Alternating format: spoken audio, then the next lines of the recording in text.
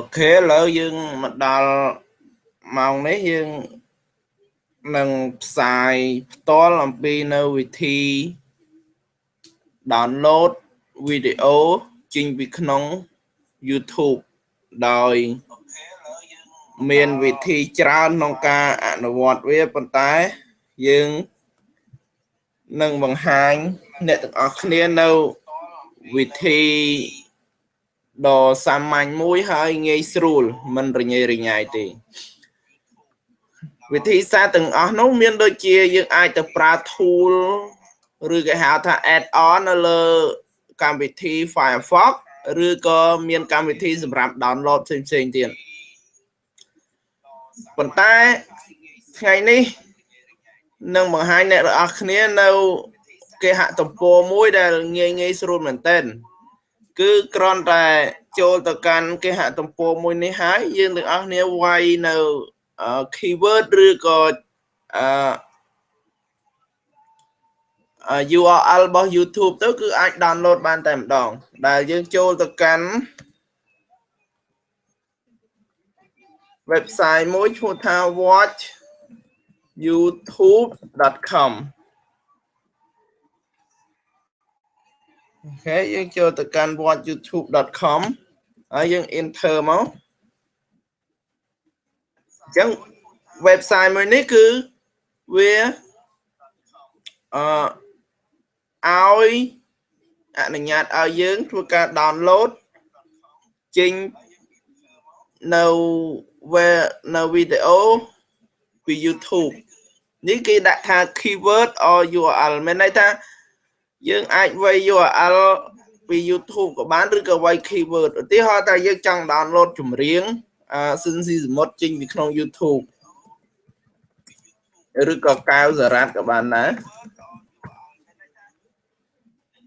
នេះគឺជាចម្រៀងរបស់លោកកៅសារ៉ាត់អញ្ចឹងគឺយើងគ្រាន់តែចុចទៅលើពាក្យ download នេះគឺវាឲ្យ download តែម្ដងណាគឺងាយមែនតើអត់មានទៅបាច់ទៅប្រើកម្មវិធីអីពី3តង់រញ៉េរញ៉ៃទេអូឧទាហរណ៍ថាចង់នេះតាំង download មួយនេះណាចង់ download បទនេះពេលយើងមើលក្នុង YouTube ហើយឬក៏វីដេអូមួយហ្នឹង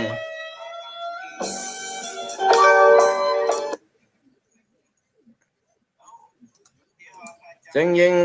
copy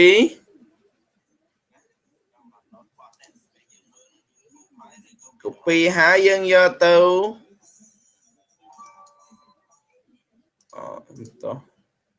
copy ហើយយើងយកមកផាស URL នៅទីនេះមកហើយយើងចុច search ពេលហ្នឹងនឹងបានប័ណ្ណហ្នឹងមកហើយយើងអាចចុចទៅលើពាក្យថា download ហ្នឹងមកពេលនោះវានឹងឲ្យយើង download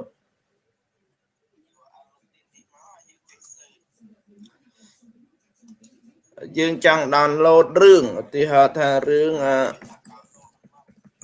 Tenfia នេះសុទ្ធតែជារឿងឲ្យថាកន្លែងនេះគឺវាចាប់ទាញវីដេអូចេញពី YouTube មកឲ្យដល់ក្នុង YouTube មានអីគឺនៅលើ website ហ្នឹងវាក៏មានហ្នឹងដែរគឺវាចាប់ទាញចេញពី YouTube មកតែម្ដង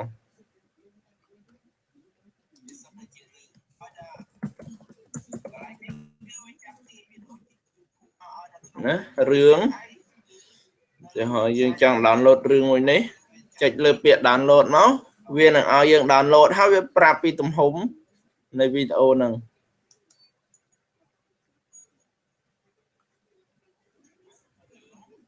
បើយើងចុចទៅលើមួយមកគឺវាឲ្យយើង play នៅវីដេអូហ្នឹងគុំណៃចាប់បីបងវែងនិងលោកម៉ៅឆេងហៅនាយផ្លាទីនសំនៀងដើមដោយលោកស៊ីមស៊ីសមុទ្រនិង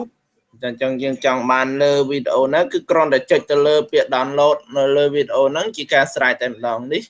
គឺជាវិធីងាយមែនទែនក្នុងការ download វីដេអូចេញពី YouTube តាមរយៈគេហទំព័រ watchyoutube.com គឺឃើញថាវិធីសាស្ត្រទាំងនេះនឹងជួយ ដល់អ្នកទាំងអស់គ្នាក្នុងការដែលចង់បានវីដេអូចេញពី YouTube ដោយមិនបាច់ប្រើកម្មវិធីផ្សេងនាំតែ